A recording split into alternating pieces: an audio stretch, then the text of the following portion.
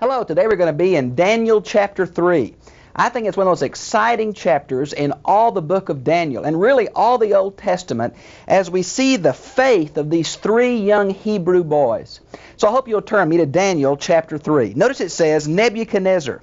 Now the Septuagint has, in the 18th year of Nebuchadnezzar, following Jeremiah 52:29. Now, it's not here in the Masoretic text, so we're not sure. This is Nebuchadnezzar II of the Neo-Babylonian Empire. Notice it said, the king made an image. Now, it's possible that he was trying to unite the political and religious elements of his very diverse kingdom into a unified whole, and that was the purpose of this image. This word in Hebrew for image is a very wide Hebrew term. It can mean obelisk, and because of the dimensions, many think it wasn't so humanoid as maybe like a modern art symbol of a very tall, slender man. Some even think it's related to the image that Nebuchadnezzar had in his dream in chapter 2, which is quite possible. Now, notice where it says, of gold. Now that means overlaid with gold probably, and the height of which was 60 cubits, and the width was 6 cubits. Now that's about 90 feet by 6 feet. We know from archaeological discoveries that Egypt was on the decimal system 10, but Babylon was on the system of 6. And because the measuring reed was 6 cubits long. And so now, someone said this is too tall of an image for anyone to build. Well, the Colossus of Rhodes was 70 feet tall, and this one was only 60 feet tall. So it's about 60 feet by 6. Now, some think that the base was very tall. That's why it made it look so funny. In the plain of Dura, now we don't know where that is, but we have archaeologically found a large base about 6 miles from the city of Babylon that's 45 feet by 45 feet by 18 feet. That is some thick base. And some think that's exactly what we have here in this image of gold.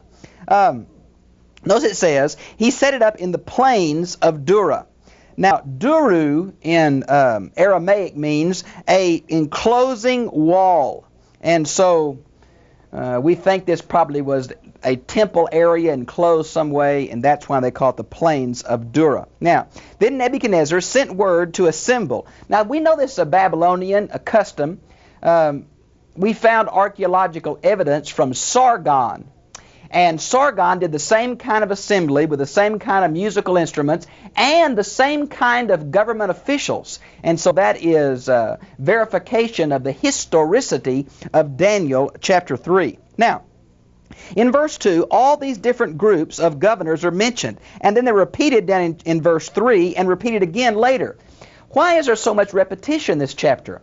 Well, we understand two particular backgrounds. This repetition was very common for obelistic writing. It's also very common for Hebraic literature, which was memorized, and the repetitive system made the pneumatics much more easier, I guess. Now, in verse 3, we have the satraps, which would be like the princes, and we have the prefects, which would be like the military commanders.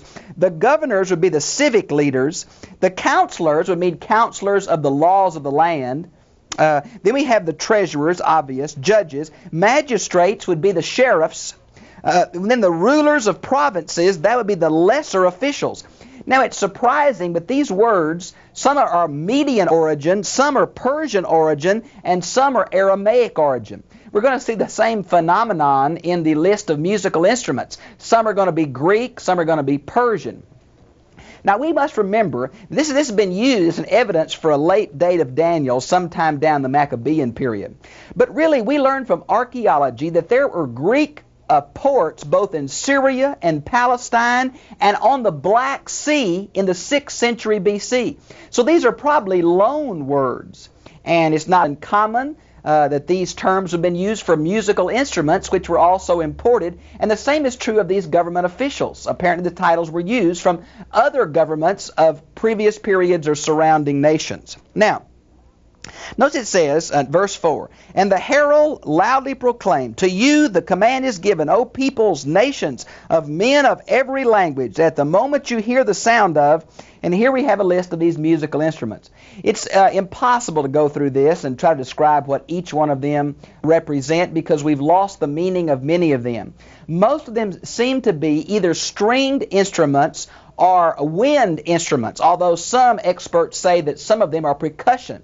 We're just not sure. Now, apparently what involved here is the Babylonian national anthem. I'm sure something like Hail to the Chief or something like we play when the president enters. They played something like that because there's a bit of egotism here in Nebuchadnezzar in setting up this image and having people bow down and worship it. There's obvious divine connotations.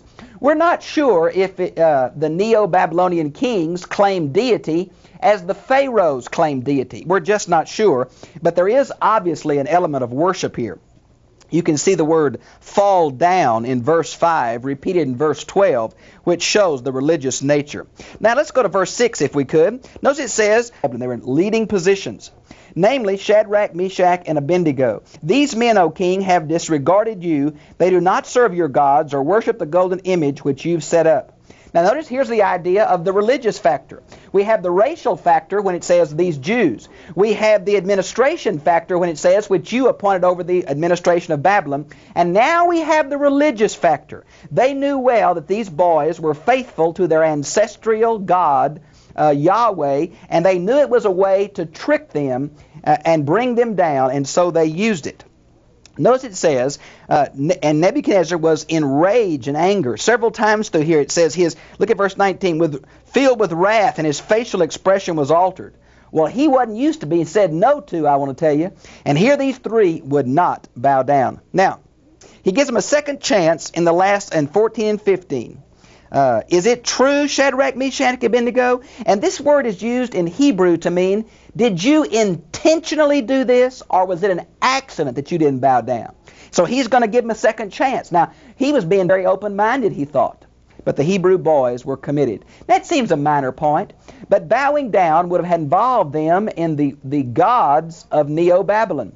And they would not do that. Though they were far from home, though they were young men, though they had great positions of power, they would not compromise their faith. This is a tremendous passage on faith in any circumstance. Now, notice if you would where it says, Shadrach, Meshach, and Abednego answered the king, comma, O Nebuchadnezzar. Now, I think the commas here follow the Masoretic text. But I really believe the commas may be out of place. For I think they're not saying anything sarcastic. They're saying, King Nebuchadnezzar, not King, O Nebuchadnezzar. It'd be like me saying, somebody I just met saying, O Utley, how are you? They're not showing disrespect here. They're being very courteous, and they're responding to the man who has been good to them and helped them, and they've been faithful to do his bidding. We do not need to give you answer concerning this. Verses 17 and 18 are crucial. If it be so, our God whom we serve is able to deliver. Boy, I like that phrase. It reminds me of verse 29 where Nebuchadnezzar says, the God who you serve was able to deliver. I want to give you 3 places in the New Testament this phrase is used, which I hope will make you go up in holy smoke. We serve the God who is able, the God who is active, the God who is involved in our daily lives. Notice this. First we have Romans 16:25, Ephesians 3:20, and Jude 24, the God who is able. And this is kind of like Job 13:15, where Job says, though he slay me, yet will I serve him. These boys say, we serve a God who is able. Nebuchadnezzar has said, no God can save you out of my hand. Now these Hebrew boys, in answering this charge, answer it 2 ways. Number 1, they say, he is able. And number 2, they say, but even if he does not, let it be known to you, O king, that we are not going to serve your gods or worship the golden image that you've set up. Now these boys are saying this. We serve a God who is powerful enough to deliver us. But Nebuchadnezzar, whether he delivers us or not, we're not going to bow down and serve your gods.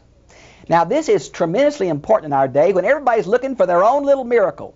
I want to tell you, great faith is not faith that was going to change the circumstances and then we're going to believe. Great faith says, God, I'm going to serve you no matter what. Good times, bad times, failures. Too many of us keep our eyes on circumstances and not on God. These young Hebrew boys said, miracle or not, though he slay me, yet will I serve him. They had such faith that didn't demand that God was a puppet on their string to act what they wanted. Now, Nebuchadnezzar blew a gasket, I want to tell you. He absolutely just went berserk. Now, look what he said. 7 times more than usually heated, last of verse 19. Now, this is a good example of not taking the Bible too literally. If you had a thermometer in that oven, we're not talking about a literal 7 times hotter. We're saying get it as hot as it'll possibly go, and I'm going to throw these boys in it. That's what it's saying here, okay? Anger makes ridiculous commands in trying to be 7 times. Now, notice what it says. Then he commanded certain valiant warriors. Now, these valiant warriors were tall men, muscular men. We see them on the reliefs, the bas reliefs of certain documents in Assyria and Babylon. They were dressed in a peculiar way, and they particularly served the king's needs. And that's what we have here, these valiant men, strong, tall men. Okay, notice what they're going to do. They're going to tie up the boys in their trousers, their coats, their hats, and their other clothes. Now look at verse 21. These Babylonian words, we're not certain what they mean. Apparently it's some kind of trousers, coat, some kind of headgear, shoes. All's involved. They are dressed up like the Babylonian officials that they were. These were high men in the government of Babylon. And they were tied up in their official clothes. That's the idea here. For this reason, because the king commanded was urgent, the furnace had been made extremely hot, and the flame of fire slew those men who carried up Shadrach, Meshach, and Abednego. The strong men who, now apparently they carried them up the ramp and dropped them in the top of this brick kiln. That's what it made the base for the image. It was so hot it killed the men who threw Shadrach, Meshach in. The fall should have killed them, much less the fire and the heat. It killed the 3 men or so, whoever many it took to throw them in the top. Now, they fell in the midst of the furnace of blazing fire, still tied up. Imagine that. Now, at this point, it's amazing to me that the Septuagint inserts 2 apocryphal books, the Song of the 3 Youths and the Prayer of Azariah. Now, they say that these boys were kept by the angel of the Lord, and that the dew of heaven surrounded them and kept them from being burned. Now, these 2 apocryphal editions are not in your Bible, but this is where they're inserted in the Septuagint. The Septuagint is available for English readers, and if you want to read those, you can see that. Now, then Nebuchadnezzar the king was astonished and stood up in haste. He responded and said to his high officials, "Was it not 3 men we cast in the midst of the fire?" And they answered and said, "Certainly, O king." Well, now here's the picture. This dome-shaped kiln with a ramp going to the top. The boys had been thrown on the top, but the king was looking at the hole in the bottom where the charcoal was put in and the ashes taken out. And down in that charcoal, lo and behold, he sees 4 people walking in the midst of the flames. I get cold chills thinking about it. They not only didn't fall, they are protected, and they're walking in the midst of the flames. And Nebuchadnezzar says, "How many did I throw in?" They said, "You threw in 3, king." And look what he's going to say. "Look, I see 4 men loosed and walking about in the midst of the flame without harm, and the appearance of the 4th is like the son of the gods." Woo! Nebuchadnezzar just croaked, I want you to know. Now, who is this 4th person? We don't know. The angel of the Lord, the pre-incarnate Christ. I get so tickled here. Nebuchadnezzar walks kind of close, not too close to get burned, but close to that, and he says, "Shadrach, Meshach, and Abednego, come out." Friends, he wanted no part of that 4th person in that flame. He asked the 3 Hebrew boys to come out, but the 4th guy could just stay in there for all Nebuchadnezzar cared, and so he called the 3 boys out. And notice he says he came near to the door, called the boy's name. All these officials, satraps, and perfect, they're all there, and they inspect these 3 Hebrew boys. There was not the smell of smoke. Their hair wasn't singed. They weren't hurt at all. What a miraculous deliverance. You say, was it because of the faith of these 3 boys? Well, yes and no. You see what Nebuchadnezzar had done? He had put God to the test. He had said, "No one's able to deliver you out of our hand." And those Hebrew boys said, "Our God is able." Now, you understand, we're not sure he'll do it. But we want you to know he can do it if he wants to do it. If he chooses not to, we'll just die in the flames, but we're not bowing down. Now you see, God was put to the test. I think that's why he responded. I think he loved these Hebrew boys. There's been many through history been killed in the fire for their Christian faith. But this was a test of God. Now I really think God was trying to work with this Babylonian official. I think he was trying to bring him to faith. Chapter 2 is nothing more than God trying to let Nebuchadnezzar see that there is only one true God. God's doing the same thing here. So people have asked, well, because of this tremendous theological affirmation of verses 28 and 29, is Nebuchadnezzar right with God? Well, it's the same kind of thing he did back in chapter 2, verses 46 through 48. I think Nebuchadnezzar was a polytheist. And I think he was willing for Yahweh to be one of many gods, alongside Baal and Marduk and the moon god Zen, and on and on. But I don't think he was willing to transfer his faith totally from his gods and himself to Yahweh. So he makes a strong theological statement. But I don't think he's a believer. Just like Cyrus makes a strong theological statement later in Daniel. But I don't think he's a believer. Let's look at the statement. Nebuchadnezzar responded and said, boy, can't you just hear the tone of his voice? Blessed be the God of Shadrach, Meshach, and Abednego. Hananiah, Mishael, and Azariah is their Hebrew names. Who has sent his angel and delivered his servants, who put their trust in him, violating the king's command, and yielded up their bodies so as not to serve or worship any god except their own God. Now Nebuchadnezzar's got a pretty good statement here. Number one, he realizes that trust is a very important factor. And I want to tell you, biblically speaking, trust is the key. It's the gracious God and the faithful response of man. In the New Testament, the word trust, the word faith, and the word believe all have a Greek root. Biblically speaking, the ideal of trust is a transfer of faith in ourself or trust in ourself totally to God. Now that's certainly what they did because they put their lives on the line. Notice where it mentions here the ideal of monotheism. They wouldn't serve any God but him. Notice the exclusive element that Nebuchadnezzar recognizes. Continue. Therefore I'll make a decree that any people, nation, or tongue that speaks anything offensive against the God of Shadrach, Meshach, and Abednego shall be torn limb from limb. This was another normal form of capital punishment. You might want to see Daniel chapter 2 verse 5 and 1 Samuel 15:33, where Samuel hacks Agag to pieces before the Lord. Well, apparently that was a common way of execution for religious or secular or civil purposes. And their houses reduced to a rubbish heap. Now this also is a very common practice that we see from Ezra chapter 6 verse 11. Okay? Inasmuch as there is no other God who is able to deliver in this way. Man, I like that. No other God who is able to deliver. I'm sure he'd called on Marduk and all those other gods of Baal and all that, but they hadn't come across like that. Isn't it amazing the kind of action that God does? There's a wonderful book out, I believe it's by Wright, which is called The God Who Acts.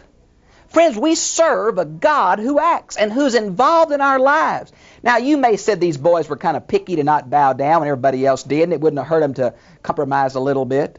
But I want to tell you, these boys' faith is the key. The issue is not as crucial as their faith response. They believed God, and with the best light they had, they responded in a faithful, appropriate, non-arrogant way. And look what God did. God sent either his angel, and I believe sometimes in the Old Testament, the angel of the Lord is a euphemism for the pre-incarnate Jesus Christ. Let me give you an example. Remember the angel at the burning bush? It said an angel of the Lord caused the bush to burn, and God spoke out of the bush. There's a good example in Exodus chapter 3 of exactly what I'm talking about. Now, this apparently is the fourth one. When it says one like unto the sons of the gods, it just means it was a humanoid form. It's kind of like when the centurion at the cross says, surely this was a son of God. I don't think he was really recognizing theologically that Jesus was God incarnate and all the theology connected to the New Testament. I don't think this king is understanding what he's saying. He is making an affirmation that there's a beautiful humanoid person that delivered them. Now, whether it's the angel of the Lord or the pre-incarnate Christ, I'm just not sure. Now, notice if you would where it mentions here, then the king caused Shadrach, Meshach, and Abednego to prosper in the province of Babylon. He restored to them their rank And they were better off than they were before. I want to go through here, and I want to say to you why I think this is such a tremendous example for us who live by biblical faith. Number one, think of these boys' ages. They're young men. Now, it's been 3 years, 4 years, 5 years since they've been captured. They're their late teens, early 20s, something like that. They're away from home. Their temple has been destroyed. For all they know, the covenant God has abrogated his covenant. All the hope that they trusted in was destroyed when Jerusalem fell. So here they are, cut off from parents, cut off from friends, cut off from the temple, and yet they're faithful. Faithful. Notice they had great prosperity. They were servants of the ruler of the known world, the Fertile Crescent of that day. They were in places of high responsibility. But friends, it didn't make any difference. When it came down to worshiping God, they wouldn't make any compromise. They wouldn't make any deal. Now, the thing I like the most is, number one, they didn't demand from God a miracle of changed circumstances. I sometimes feel that modern Christians are more concerned about their health, wealth, prosperity, good cheer than they are about the name of God. I want to tell you, these three boys said, we know our God's able. We know he can do it. We're not sure he will. We know he can. But whether he does or does not, we're not going to compromise on what we think is important. Man, that is beautiful. Don't you wish the young people of our day had that kind of faith? Don't you wish the adults of our day had that kind of faith? A faith that does not demand a miracle. I have down here, they stood on conviction when in the minority, regardless of circumstances. And look at the last one I put down. They had full assurance in God, verse 17. That was their hope. Now, Nebuchadnezzar was a powerful man, but God was the one they were trying to please. You know, I hope we're careful today and really analyze who and what we are. Why do you do what you do? Do you do it to please a denomination or a preacher? Or do you do it just to go along with the status quo of what you feel comfortable with, what you've always been taught? Or are you willing to say, based on my best understanding of the Bible, I'm going to do this irregardless of what anybody else thinks, but then do it with tact and love and respect for others? You see, sometimes we act on conviction, but it comes across judgmental and ugly and critical. These boys acted with the greatest tact and the greatest faith. We need, to put a New Testament phrase, to speak the truth in love. Boy, wouldn't you like to have been there when old Nebuchadnezzar walked up and called those boys out of that fire? And I want to tell you, the God that delivered them out of that fire is the God who loves you, sent his Son to die for you, has made the promises that whosoever will call on the name of Jesus shall be saved. Friends, the same God who is able is the God that we know. And he loves you. And he knows where you are. And he knows what you're going through. Hang in there, Christian. Live that life of love and faith, irregardless of circumstances, because the God who is able cares for you. And nothing and no one is able to pluck you out of our Father's hand. I've really enjoyed being with you. And I'll see you again, same time, same place, next week. God bless you.